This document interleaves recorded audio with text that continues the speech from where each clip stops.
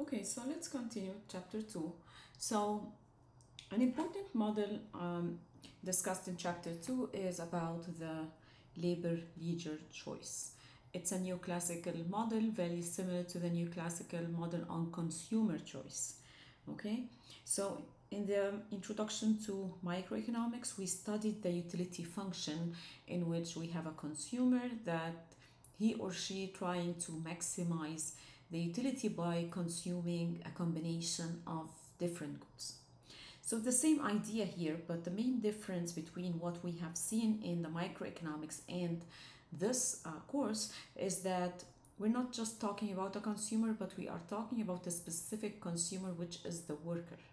Okay, and this worker has important goods, which are basically like the regular consumer we have seen in the micro course, but also the leisure time, which is like the relaxation time, the non-work time. So we can write the utility function as U, that stands for utility, as a function of the consumption of goods by C, and leisure L. Okay, so it is an index, so it has it's a number, it's unitless. Okay, so don't tell me it's like out of dollars and miles. No, it's just like an index. And of course, the higher this index, the happier and the more satisfied the person is. Okay, so when we think about utility function, we think about indifference curve. So indifference curve is something like this, showing two important goods that we just discussed. We have a world that has just two goods: consumption of goods and services and the hours of leisure. So those are the two important choices. The more that you consume, right, or the more that you have income from work used for consumption, the less hours of leisure. You can think of consumption as work, leisure as non-work. Okay, so you are dividing your time between two things and you cannot do the two things at the same time. Okay, and as we said in the microeconomics course, an indifference curve has a certain constant amount of utiles. Utiles is the unit of measurement of utility. So each and every point along this indifference curve, the consumer or the worker in this case is indifferent. Okay, it's indifferent in terms of you cannot get a higher utility. They have the same constant number of utiles. But the main difference between, for example, point Y and point X is the amount of consumption versus the amount of hours of leisure. For example, here at point Y, this consumer is consuming 500 on goods and enjoying 100 hours of leisure. Okay, point X, you have less amount of consumption, or you can think of it less amount of work, but you have more leisure. So in this combination we have 400 and 125. So each and every combination here, the consumer is indifferent because it would give him or her the same amount of satisfaction, the same amount of 25,000 utiles as shown in this specific example. Okay, so that's why it's very, very important that you go ahead and review your notes of the microeconomics course, because this would help you to remember. Okay, we said we have a utility function, and the utility of that consumer is a function of a certain amount of consumption of goods in dollars and number of hours of leisure.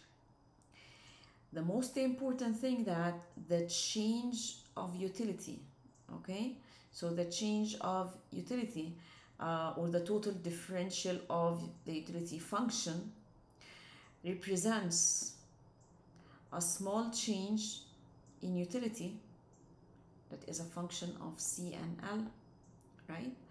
because of a change in 1 unit in consumption. But this is multiplied times the change, or how many units changed in my consumption of goods, plus this total differential of the utility function also represents the small change in the utility function, which is again function of CNL, because of the change in 1 hour or 1 unit of L, which is the 1 hour, times how many hours have changed, DL. I don't have space, but let me just rewrite this, okay, because I don't have space. So times DL, okay. The most important thing is along the indifference curve, this change in utility is constant. You can think of it as equal to 0, does not change, okay. So this is very important to remember. What is the change in utility because of 1 unit times how many units have changed? What is the change in my utility per unit or per hour times how many hours? All right. And if you remember from your micro course, we have seen something like this, but we were talking at that point about Coke and pizza, or like two goods that the consumer is consuming. But here we are talking about slightly different type of goods. And we can rewrite this total differential of the utility function as, when I say the change in utility because of 1 unit change in consumption, I can call it the marginal utility of consumption times how many units of consumption, plus the marginal utility of leisure times how many hours have changed. So I can write it this way, or better this way, because we already understand that there is a concept which is called the marginal utility, the additional utility because of an additional unit. And this is very important when I say an additional unit, because every time in economics we are just talking about one more, okay, an additional. So I want you to remember this important equation. We will get back to it, but the most important thing to remember is that change in utility, du, is equal to 0. So we will come back to this. So another important fact about the indifference curve, since I'm saying that the consumer is indifferent, they can never intersect. So I cannot say that y and x give the same amount of utility or utiles, and I cannot say that u and z give the same amount of utiles, then z and x should give the same amount of utiles, right? If y is equal to x and y is equal to z, then z is equal to x. But looking here, I see that z is above x, so it has to be the case that it has a higher utility, or not, at least not the same amount of utility. Okay, so one important fact is they never cross, they never intersect.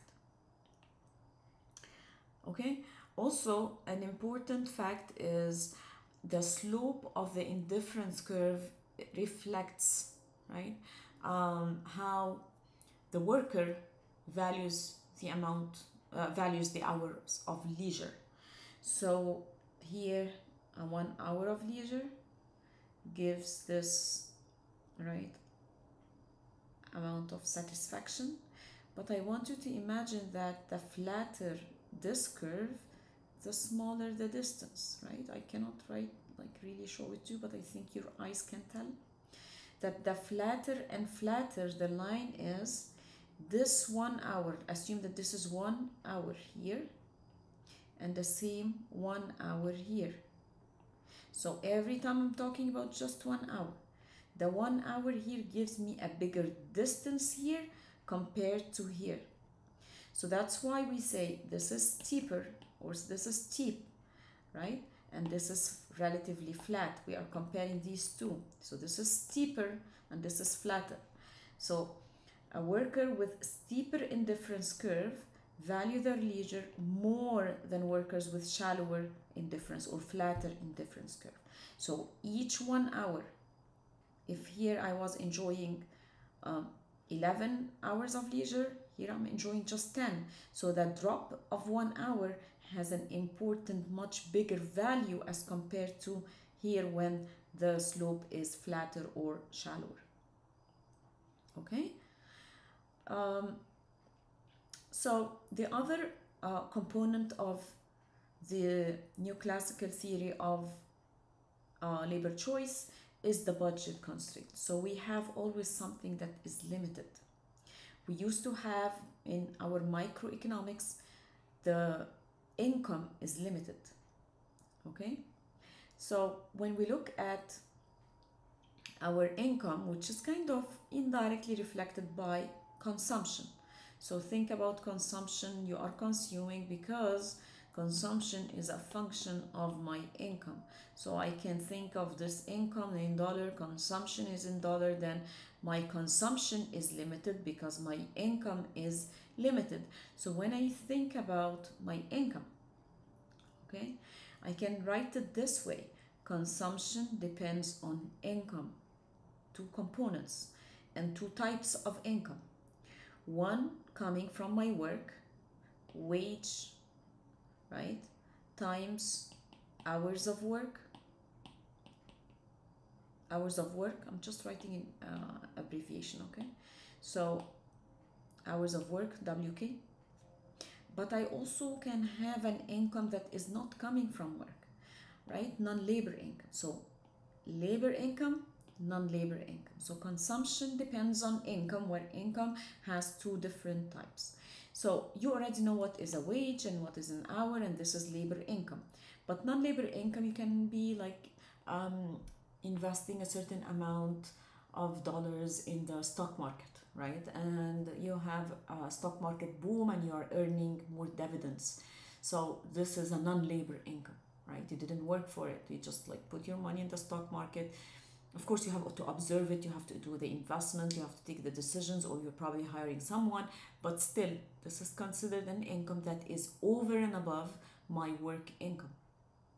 Okay, so we can write this total hours of work as the hours of work coming from work and leisure. So this is total time throughout the day, maybe 24 hours, right? Maybe I work, I'm just saying, okay, 14 hours I'm working and sleeping 10, or I'm working 12 and sleeping 12, right? Doesn't have to be sleeping, I'm just saying leisure, but leisure can be sleeping, eating, going out, whatever. Okay, so total number of hours can be divided between work and leisure. So when I go back to the H here, I can rewrite it this way. So I can say that consumption is equal to the wage times the hours of work plus V, non-labor income. I can also say that I know that total time is equal to the hours of work plus leisure time. In other words, I can say that H is equal to the total time minus L, leisure time. So I can go ahead and replace that here. So I can say wage is equal to the total time minus H plus V. And I'm going to repeat that again. Consumption depends on wage times hours worked. But actually, hours of work is just a subset of the total time I have throughout the day. So T is the total time, maybe 24 hours, is equal to the number of hours of work plus leisure time, non-work time. So I can rewrite it this way, and I can replace it here and write it as W in a bracket T minus H plus V. Then I can just multiply and say, okay, this is W times T, right, minus W times H plus V. I can actually take the one that has the hours of work, because this is my interest, right? This is the interest, how much I'm working, because this is labor economics. We'll not talk about leisure, but indirectly we are talking about leisure. But here I'm interested in how consumption changes because of hours of work. So I can write this WT plus V minus WH. So you can think of this as wages multiplied times the total time plus any non-labor income and a certain negative slope multiplied times wage times H. So I can think about it this way. This is a consumption function that has a certain intercept and a certain slope. And I can say that the change in consumption because of the change in hours of work, so I'm kind of getting the first order condition of this equation with respect to H. Or you can actually write it like this: change in C because of the change in H is simply equal to the first order condition of this equation with respect to H, which is minus W. So the slope of the budget constraint is equal to W, and it has a negative sign because it's negatively sloped. Okay, so when we go to the budget line, we said already that it has a certain intercept, right? So if I'm not working, then this is a certain amount of income. Again, go back. If this is 0, if I'm not working, then this part is gone, and I'm left with this part, which we call the intercept. So we put this here as the intercept whenever I have hours of work is equal to 0. Okay, so V is the non-labor income, so I can always enjoy some consumption, right? Consumption does not start from 0.